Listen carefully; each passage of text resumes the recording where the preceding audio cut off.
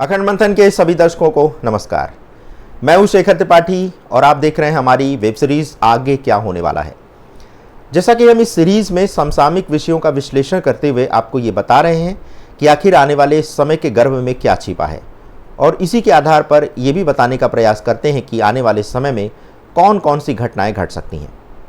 इस संपूर्ण ब्रह्मांड में जो परिवर्तन का समय चल रहा है उसे हम युग परिवर्तन की प्रक्रिया से समझ सकते हैं। हम एक ऐसे समय में अब पहुंच चुके हैं जहां शांति और सुख की सारी बातें अब असफल सिद्ध होंगी और युद्ध रोकने के सारे प्रयास भी व्यर्थ हो जाएंगे। अभी यूक्रेन और उससे पहले रूस की यात्रा करके आए पीएम मोदी ने भी दोनों देशों में युद्ध रोकने का प्रयास किया, लेकिन ये प्रयास भी विफल हो गया और उसके बाद से यूक्रेन रूस पर और भी हमलावर हो गया। जैसे जैसे मंगल का राशि परिवर्तन होगा वैसे वैसे संसार की स्थितियां और भी बिगड़ने लगेंगी, धार्मिक उन्माद फैलेगा और अराजकता का वातावरण भी पनपने लगेगा। आपको बताते चलें कि इस समय ब्रह्मांड में जो भी परिवर्तन हो रहा है वह पहले ऊर्जा के स्तर पर होता है, और जब ऊर्जा के स्तर पर यह बदलाव होता है तो तमाम ऐसी घटनाएं घटती हैं जिसके पीछे ऊर्जा ही एक कारण होती है। जैसे कोई प्राकृतिक आपदा या कोई बड़ी घटना के पीछे भी ऐसी ही ऊर्जा कार्य करती है। इसी तरह जब ग्रहों की चाल बदलती है तो भी एक प्रकार की ऊर्जा निकलती है। तो धरती पर भी एक विशेष प्रकार का वातावरण का निर्माण इस समय हो रहा है। आपको आगे बढ़ने से पहले महाभारत का एक उदाहरण देते हैं। महाभारत युद्ध आरंभ होने से पहले भगवान श्री कृष्ण हस्तिनापुर जाकर दुर्योधन से मिले थे और उसके सामने युद्ध ना करने का प्रस्ताव रखा था, लेकिन दुर्योधन को यह शांति का प्रस्ताव पांडवों की कायरता का प्रतीक लगा था और उसे सुई की नोक के बराबर भी भूमि देने से उसने मना कर दिया था। दुर्योधन का दुस्साहस तो इतना बढ़ गया था कि वह भगवान कृष्ण को ही बंदी बना लेना चाहता था, क्योंकि उसे लगता था कि जो शांति का प्रस्ताव लेकर आया है वह डरपोक है। तो ठीक इसी प्रकार से वर्तमान समय में भी जो भी शांति का प्रस्ताव लेकर जाएगा उसे डरपोक ही समझा जाएगा। तो वर्तमान समय में भी कुछ ऐसा ही चल रहा है और आने वाले समय में शांति की स्थापना के लिए एक बड़ा युद्ध करना ही होगा।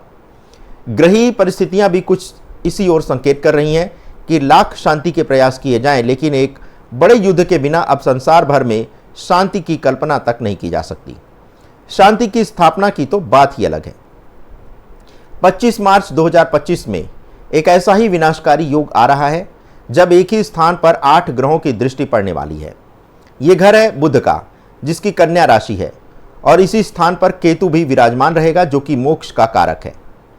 ग्रहों और नक्षत्रों की स्थिति कुछ ऐसे परिदृश्य का निर्माण कर रही है जिसे देखकर ऐसा लगता है जैसे किसी धनुष पर प्रत्यंचा चढ़ी हुई हो। इस धनुष की चढ़ी प्रत्यंचा का एक ही अर्थ है कि अब वर्तमान समय में प्रकृति के द्वारा कोई विशेष लक्ष्य साधा जाने वाला है।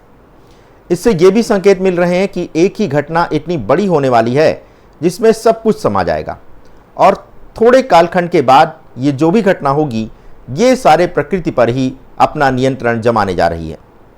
2025 तक ऐसी परिस्थिति का निर्माण हो रहा है जब सब कुछ एकाएक परिवर्तित हो जाएगा। याद करिए 2020 का वह कोरोना काल जिसमें रातों रात सब कुछ बदल गया था। हमारे जीवन शैली से लेकर रहन सहन, सोचने समझने और कार्य करने का तरीका सब कुछ बदल गया था। बस इस समय भी ऐसी ही कोई बड़ी घटना होने वाली है जिससे ये सारा का सारा संसार एक ही पल में बदल जाएगा।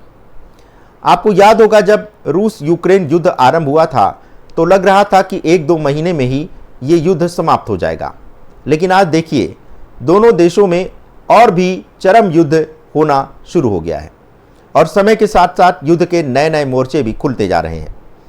इसी प्रकार से 2025 में ही मीन राशि के अंदर ही 6 ग्रहों की युति भी होने वाली है जो कि एक नए प्रकार के संयोग का निर्माण कर रही है। इस युति के अंदर 6 ग्रह मीन राशि के अंदर हैं, बृहस्पति और मंगल बाहर हैं और केतु इसके सामने है। ऐसे में सबसे पहले इस युति से जो ग्रह बाहर निकल रहा है वह चंद्रमा है, और चंद्रमा के बाद जो अगला ग्रह यहां से निकल रहा है वह सूर्य है।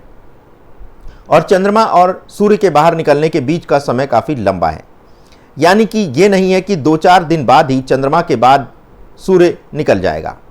सूर्य लगभग 15 तारीख के बाद राशि परिवर्तन करेगा।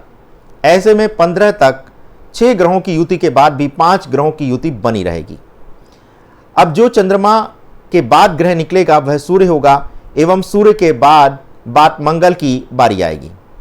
ऐसे में अब बात मंगल की तो मंगल पहले से ही बाहर है, तो अगला नंबर आता है बुध का, यानी सूर्य के बाद। अब बुध इस युति से बाहर निकलेगा और बुध के भी इस युति से बाहर निकलने के बीच में एक लंबे समय का अंतराल है। बृहस्पति पहले से ही बाहर है, उसके बाद शुक्र निकलेगा। अब शुक्र से पहले राहु एवं केतु अपना राशि परिवर्तन करेंगे। आपको देखने से लग रहा होगा कि ये एक साधारण ग्रही परिवर्तन है, लेकिन ऐसा नहीं है। इसी कालखंड में एक स्थिति ये भी आएगी कि एक ही घर में 9 ग्रहों की दृष्टि पड़ेगी, जो कि काफी घातक हो सकती है। तो इन ग्रहों की दृष्टि से निकली ऊर्जा के प्रभाव से अब आने वाले 1-2 महीने में काफी व्यापक प्रभाव पड़ने वाला है। 6 ग्रहों की जो युति 2025 में बनती हुई दिखाई दे रही है, ये किसी युद्ध के मैदान में नियुक्त किए गए योद्धाओं जैसी लग रही है। जैसे युद्ध के मैदान में एक योद्धा के जाने के बाद दूसरे का प्रवेश होता है, वैसे यहां पर भी ग्रहों के परिवर्तन कुछ ऐसा ही संकेत दे रहे हैं। तो इस ब्रह्मांड में एक बड़ा परिवर्तन करने हेतु सूर्य, चंद्र, मंगल, बुध और गुरु, ये पांचों तत्व अपना परिवर्तन का कार्य करने के लिए निकल चुके हैं। राहु और केतु इस ब्रह्मांड के वे 2 अंतिम आयाम हैं जो इस संसार का सारा लेखा जोखा रखते हैं।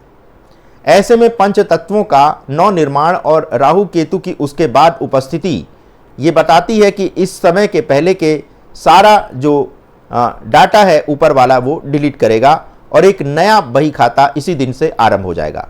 यही समय धर्मयुग के पहले दिन का दूसरा सबसे बड़ा संकेत होगा। जब राहु केतु अपना राशि परिवर्तन कर चुके होंगे, तब नए कर्मों का लेखा जोखा आरंभ हो जाएगा। इसके बाद जब शुक्र का राशि परिवर्तन होगा, तब इस सृष्टि के पुनर्निर्माण की नींव खोदी जाएगी। कुल मिलाकर आप बस इतना ही समझ लें कि 30 मार्च 2025 के बाद से इस ब्रह्मांड की सारी ऊर्जा इस धरा के परिवर्तन में खर्च होनी आरंभ हो जाएगी। ये कालखंड इतना अद्भुत होगा कि आपने कभी भी ऐसे समय की कल्पना तक नहीं की होगी।